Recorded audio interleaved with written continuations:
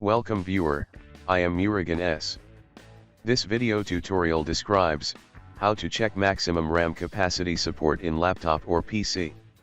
Type CMD in Windows search bar. Right-click Run as administrator.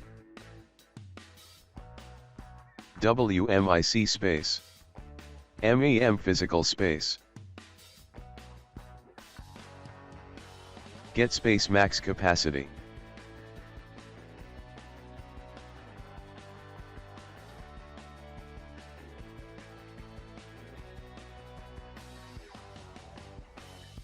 Type calc in Windows search bar.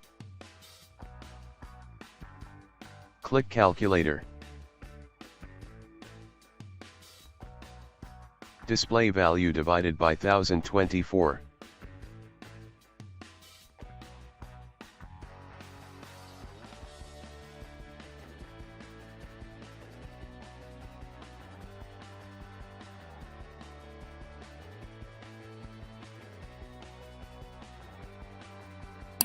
Again divided by 1024.